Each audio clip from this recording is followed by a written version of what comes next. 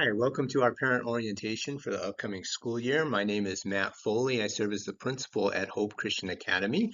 The purpose of this video and slideshow is to give you some of the upcoming information for the school year and make sure you have a good overview of the policies and procedures. At HCA, we strive for life-changing hope, extraordinary connection, and innovative education. We want every day the children to know that they are dearly loved children of God, that God loves them so much, He sent His Son to die for their sins so that they could be His forever, that each and every day that God watches over them, He has a plan for them. So through all the highs and all the lows, there's that solid foundation and hope of knowing who they are and where they're headed. The extraordinary connection that we look for is forming those relationships and bonds and connections between students and other students, between students and the teachers, between the teachers and the parents, and with our community as well. We want to be known for being a welcoming place where every student is seen and matters. Students perform so much better academically and develop socially and emotionally when they know that they matter in the place where they are, that they are seen, that they are heard, that each and every day the teachers are striving to help them grow. And then innovative education is our C's: communication, collaboration, critical thinking. We want students to be able to be discerning, to use the information that is out there in ways where they can evaluate and determine what is true, what is false, how to apply it, and then working on both their verbal and written communication skills with papers and presentations, and then all of those soft skills of collaboration, being able to work together in groups to solve problems and to get things done. Our theme for this school year is "The Lord is my rock, my fortress, and my deliverer," 2 Samuel 22, verse 2. This verse reminds us that through everything that comes our way, we have that security and safety of being shielded by the Lord, that He watches over us and protects us, that through whatever we might face, we are not alone, we are His. We have 3 middle school advisors this year. The advisor is the teacher that the parents would first contact with any questions about how things are going or any concerns. The advisor tries to have a good feel for how the student is doing in all of their classes and how they're doing socially and emotionally. So the 6th grade advisor is Mrs. Leanna Stykes. The 7th grade advisor is Mr. Sam Kepsel, and the 8th grade advisor is Mr. Eric Ewer. At high school level, we have class advisors as well. The advisor typically will stay with the class through all 4 years, so they really get to know the students well. The advisor helps them with their class meetings and activities, and then like junior, senior year, prom planning, class trip, things like that. The advisor is also taking a look at how they're doing in their classes, making sure that they remain eligible, helping them with talking about career and college choices, things like that. So our freshman class advisor is Mrs. Chris Ruth. She also serves as the athletic director and helps students with guidance. The sophomore class advisor is Mr. Wade Schultz. He also leads our math department and is the head baseball coach and assistant soccer coach.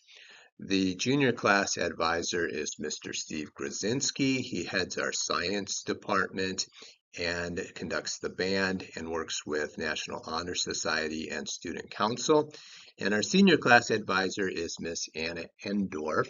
She leads our English department and she does the yearbook and marketing for us as well. Rounding out our staff is Mrs. Hannah Ewer, who serves as our school counselor. We'll talk about that a little bit later in the slides. Mr. Lucas Martin, who does Spanish as well as the freshman health and PE. Mrs. Lisa Foley, who does the middle school PE and enrichments. Mrs. Kayara Kepsel, who does the middle school and high school music.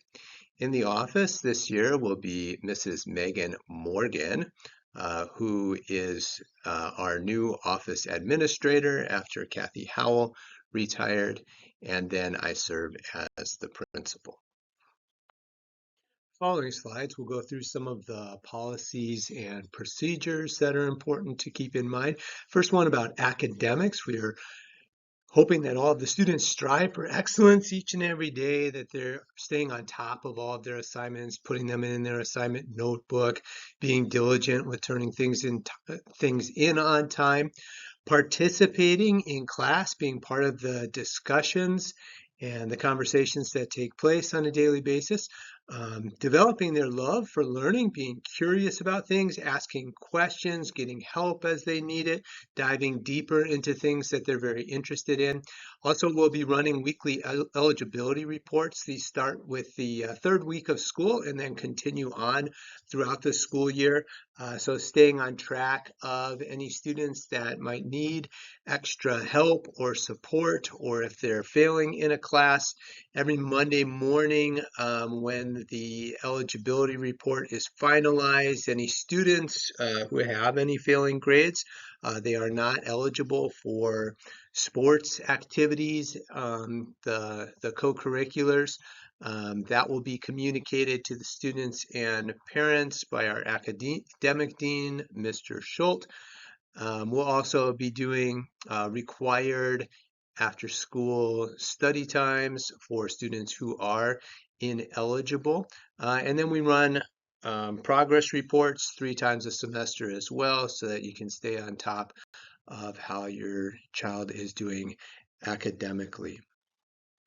Secondly, attendance is super important. We talked about that component of that sense of belonging, and it really helps a student to feel a part of all of the day-to-day activities and in the flow of how the classes are going when their attendance is super strong. So we really ask that you work hard to help your child to be at school every day. Now, certainly there are times when a child is sick and must stay home, or maybe you have a planned vacation or some emergency comes up, and we 100% understand that. But there's also days when a child just feels tired and maybe has allergies or the sniffles and would prefer to stay in bed. And we say, hey, try to help them persevere through that, to understand that I don't always feel 100% every day, and yet it's important to still try to battle through that and be present and be there working. So our absence policy is students may not have more than 10 absences in a semester to still earn credit. All absences in our system, there's not really like excused, unexcused, but in our system, it's just all absences are just absences. They go in the system as unexcused. It doesn't mean that we were questioning your reason for holding them home or anything like that. It's just that's how the system works. So they're all marked as unexcused. If we do have a note for it, it's a doctor's appointment, an orthodontist appointment, they bring in the note, then it does get marked excused and doesn't count towards that 10 limit for the semester. Another thing in really feeling connected to what's going on at school is to be involved. So most of our students really participate in sports. We call those co-curriculars, not extracurriculars, because they're really another extension of the classroom, another extension of who we are. Gives them opportunities to be around their classmates in a different structure. Most of our sports are taught by our teachers, and other Christians who really do a fine job in helping the kids develop leadership and all of those different attributes that are in sports, working together as a team, commitment, responsibility, perseverance, being able to handle the ups and downs.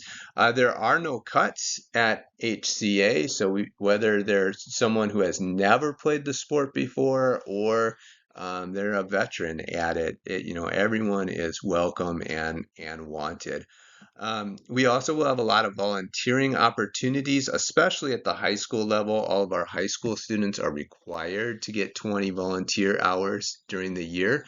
We have enough activities on campus to meet that 20-hour requirement, but they're also encouraged to go above and beyond that as well and finding other areas of service. The fine arts opportunities with things like pep band, or if we put on a drama performance, those are other ways to get involved and connected. Class activities, like the different things that we do throughout the year, whether it's dances or spirit weeks, or even just like when it's family night, and if I'm not on the team, coming out and cheering on those who are on the team. All of those things help families and students feel connected to what's going on. And so we really encourage you to be connected in that way. We will try our best to always have good communication with all of our families. We do a weekly Hawk Talk, so every Monday that gets sent out. You should receive that in your inbox through email. If you aren't, you can go to our website at hopehawks.org and just click on the sign up for the newsletter. We've got the weekly Hawk Talk as well as a monthly updates that goes out. But really do look at that weekly Hawk Talk. It's got a lot of good information about what's going on for the week or upcoming events or news and notes. And then Mr. Ewer also sends out weekly updates for middle school in addition. So the Hawk Talk's kind of whole school, and then he also sends out some special things for the middle school. Get onto your Facts Family portal. There is an app you can download through the Play Store. Um, and I think it's at a cost of $5 for the app, but it does make it easier to do on your phone. Otherwise, the Fax Family Portal works best if you don't have the app. It works best on a computer. It is free on the computer, and you can see a lot of things with both attendance and grades, as well as set up alerts or things like that. When you're coming to drop off or coming to pick up, don't hesitate to come into the office if you've got a question or you want to meet with a teacher or just see what's in your kid's locker, or things like that. At events as well, a lot of teachers are there. I'm usually at just about everything. We want to communicate with you as much as possible, so don't hesitate with what your questions are or thoughts that you have on things. And of course, you can always call or email the office. The email address for the office is mail@hopehawks.org. And then your advisor is really your first line of contact for a lot of things. So that's a great person to know their email address for as well. Just a couple of policies to highlight. The first, our cell phone policy is that students should not be using cell phones during the school day. So from 8 o'clock to 3 o'clock, it shouldn't be seen, shouldn't be heard, shouldn't be used. The middle schoolers keep theirs in the office. So if they bring a phone to school right when they get to school in the morning, they come into the office and they've got a spot to check it in. And then at the end of the school day, they can come and check it back out. High schoolers don't have to keep it in the office. They need to keep theirs in their locker. So before 8 o'clock in the morning, they should turn it off, put it on silent, put it in their locker, and then they shouldn't check it again until they get done with school at 3 o'clock. Studies show that if students have access to cell phones during the day, or if they're checking them throughout the day, that it adversely impacts their student learning and provides unneeded stress and anxiety as well. So for the benefit of all of our students, we'll follow this policy. If they do have their cell phone out during the school day, first time is a warning, and then for high schoolers, second time they have to check it in the office, like the middle schoolers, if they don't check it in when they're supposed to, and they have theirs during the school day, then it's a parent contact, and parent can come and pick up the cell phone. This policy also applies to things like smartwatches. Headphones shouldn't be on during the school day. They are allowed to have like earbuds or things like that, and then if it is an online class where they need it, or they're doing something with their Chromebooks that they need it, then teachers will allow them to use it during that time. But they shouldn't just walk around the school day with headphones or earbuds in. School, all the high school students are issued a Chromebook. They should take care of those, keep the charger at home, charge it every night, and bring it fully charged to school every day.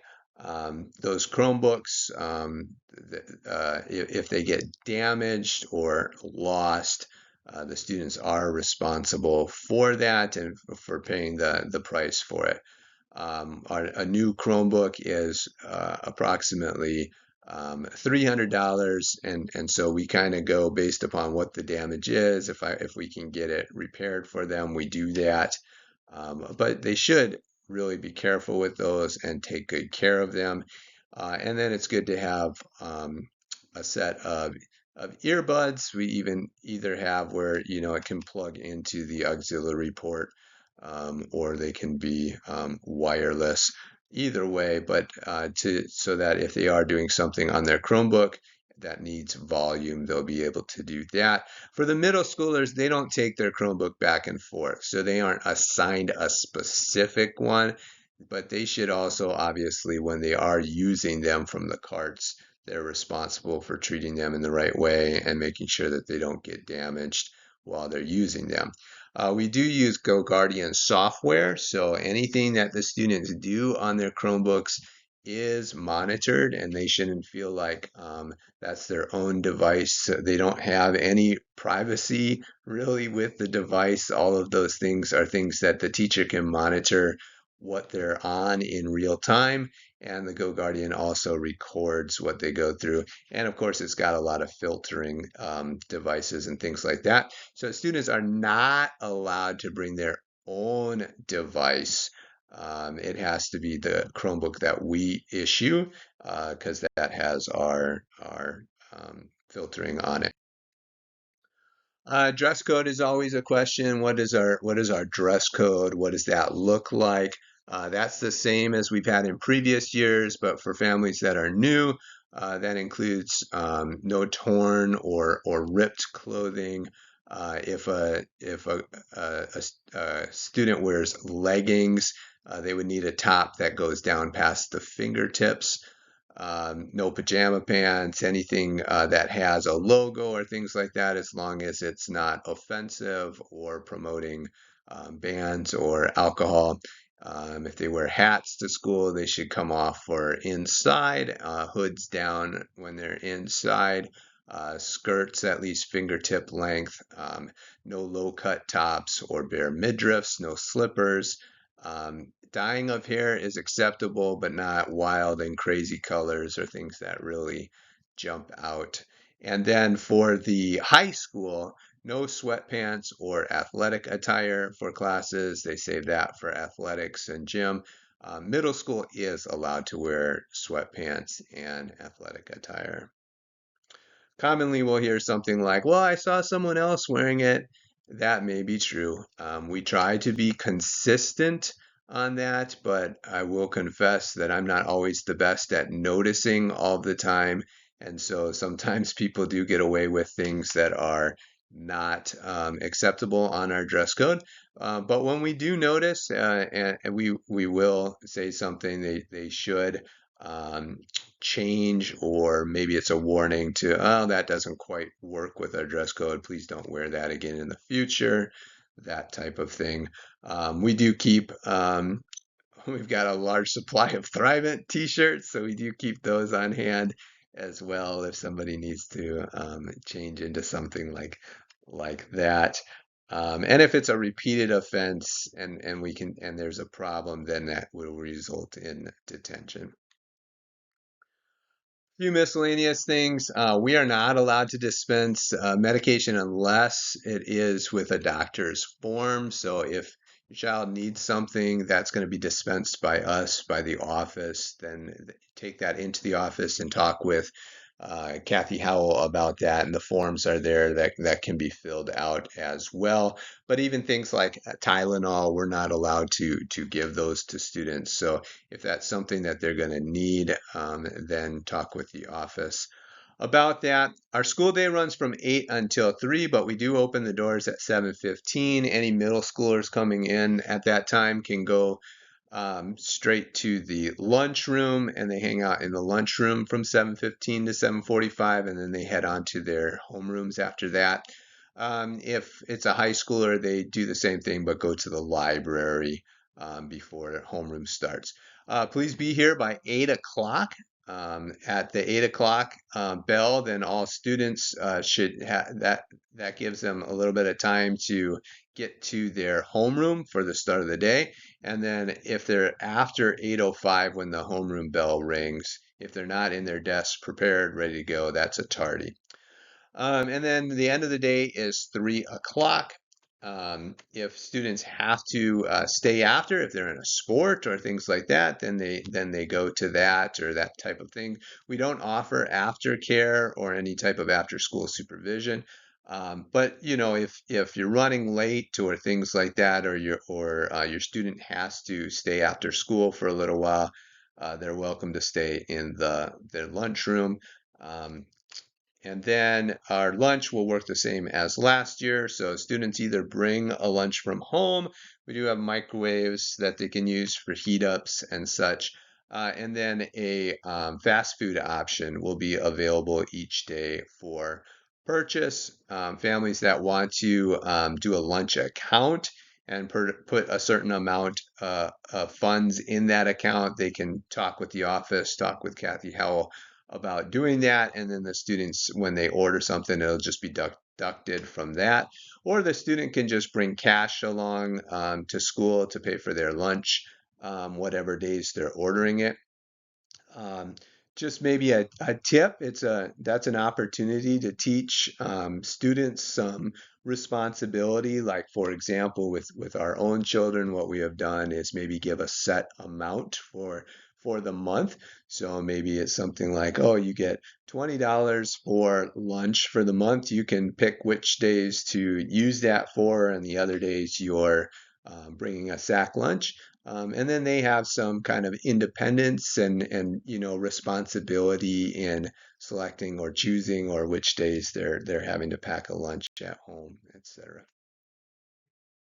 This picture shows our loop for our traffic pattern. The parking lot has two driveways. The one on the west side is for exiting the parking lot, and the one on the east side where the number 1 is down at the bottom, that's where everybody comes in. So everybody comes in at number 1, follow those arrows up towards number 2, making a great big loop around that north parking lot area, and then curve around towards number 3.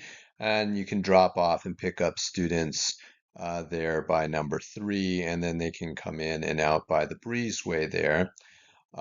Make sure that we do this, especially at our 3 o'clock time, because the parking lot will fill up with vehicles trying to pick up students at that time. And so by forming that great big loop around there, that allows us to get all the cars in and not have cars waiting on the street while students are coming out and trying to get into their vehicles. So make that great big loop.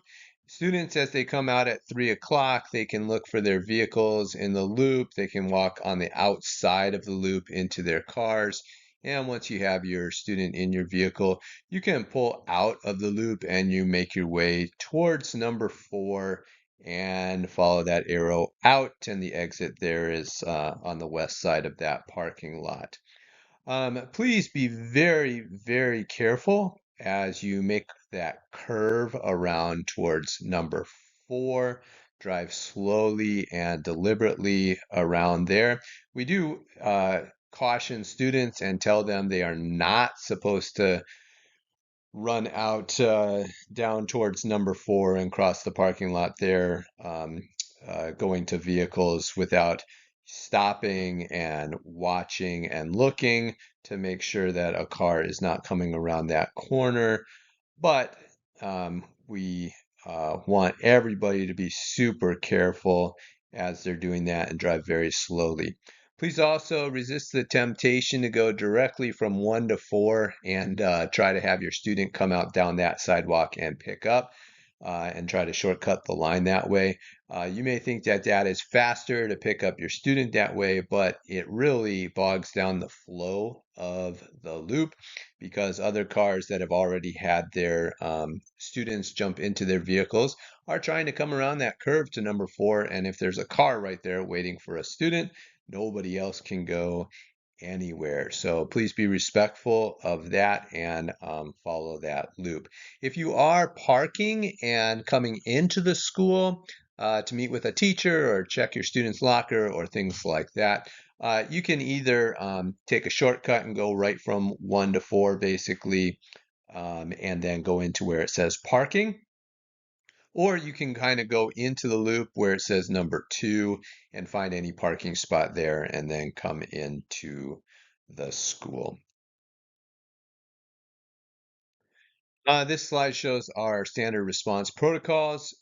We use the exact same language, vocabulary, and training as all the schools in Michigan and the Michigan Police Department, so that everybody's using the same terms and procedures and drills. We will have 5 fire drills throughout the year, 2 tornado drills, and 3 safety and security drills. We do keep our doors locked all the time from 8 o'clock till 3 o'clock while students are on campus. All of our doors are locked. If you do need to come in to pick up your child or drop off lunch or things like that, just ring the doorbell. There's an intercom system right there at that front door. You press that, and Mrs. Howell in the office can buzz you in. So there's a camera and a microphone there. And then if you do have any questions on what any of the terminology means or what we use as we're teaching these things and the drills with students, please let me know. We do partner with Christian Family Solutions. It's a wonderful blessing to have Mrs. Hannah Ewer on our campus. She'll be on our campus Tuesday, Wednesday, and Thursday. She is a licensed school counselor. She will be meeting with the middle school and high school students. Does like a short preliminary meeting just to let them know who she is and what her role is and ask them some questions about how things are going, etc. They are able to meet with her throughout the school year. They can do a drop-in if needed or schedule a meeting with her as well. Parents can also reach out, especially if you want your child to be meeting with her or have something to discuss. Send her an email. All of the staff emails are really easy. It's the first letter of their first names and then their last name at hopehawks.org. So for like Mrs. Ewer, her first name is Hannah, so it's H Ewer at hopehawks.org. Or for like me, I'm Matt, so it's M Foley at hopehawks.org. So that's the way that all of our emails work. So you can send her an email if you'd like to schedule something. And then she does short-term counseling with students, and if they need long-term counseling, something that's going to be more consistent, or if it's a specialized area that they need help with, then we do telehealth services with Christian Family Solutions. So we can help them connect with somebody. They can do that meeting on their Chromebook, either during the school day, like during a study hall time, or from at home, but we can help them connect with a really quality um, Christian-based counseling if that's something that you as a parent are looking for. We will have lots of volunteer opportunities throughout the year. So just like we ask students to volunteer and get involved, it's awesome when parents can as well. There's no parent requirements for that. It's not a mandatory thing, but what a blessing it is when we can work side by side on various things that are going on. We're going to be launching something new. We're calling it our Kettle Club. Um, a kettle is the name for a group of hawks when they're soaring together through the sky. They're called a kettle. So I thought it would really be cool to call our group the Kettle Club. And what this is going to be is basically um, all of our parents can be part of the Kettle Club. It just means when we get together to serve in some way. So there's opportunities for service at doing like at sporting events with concessions and admissions whenever we're doing special events like our family night, or supervising chaperoning for a field trip, or for a dance or things like that. When we take students out for service activities, or things like that, there's lots of opportunities to get involved. So we'll be sharing those with you throughout the school year, and we hope that you get connected with one of those. And then the last items to make note of are some upcoming dates. On Tuesday, August 25th, we'll have our back to school night. So we'll start out with a little opening devotion and introduce our teachers, and then we'll have a time for a meal and to kind of get to know our families. Get to know the new families that are here as a part of HCA, as well as see some familiar faces. And then we'll have some time for the students to put items in their locker. We'll have all the teachers in the classrooms. So students and parents can meet the different teachers and visit with them. It's really a great time to start off the school year and build those relationships and connections. We understand not everyone's going to be able to make it, but we'd like to have as many people as possible for that. We'll be sending out an RSVP for that in the coming days. And then if you'd like to bring a dish to pass, that type of thing, you can sign up on that RSVP. And then our first day of school for the 6th grade through 9th grade, so middle school and freshmen have their own first day of school. It's a late start, so just starting at 9:30 and an early dismissal ending at 1:30. We go through all of the procedures. They get their Chromebooks, they get their schedules, they kind of do a run through for the day, do meet their classmates, do an icebreaker. It's kind of their orientation as well.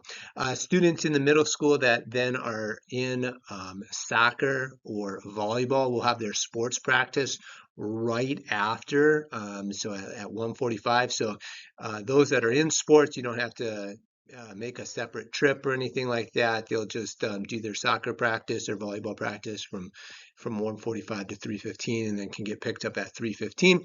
If your child is not in sports, then you can pick them up at 1:30 that day. And then the following day on Thursday, that's the first full day of school, and that's all of our classes, grades 6 to 12, with a normal school day from 8 o'clock to 3 o'clock. Well, I certainly thank you for making it all the way through this video. Policies and procedures aren't always the most exciting thing to go through, but it is important that we start off on the same page, and we want to let everybody know what's going on. So I really do appreciate your watching this. Throughout the year, please don't hesitate to contact us with any questions that you have. You can call the school office. You can talk with me, and your first point of contact obviously is your child's advisor. We want to build those relationships so that we can all be working together to provide the best possible education for every child. So God's blessings to you, and we ask God to bless our 26-27 school year.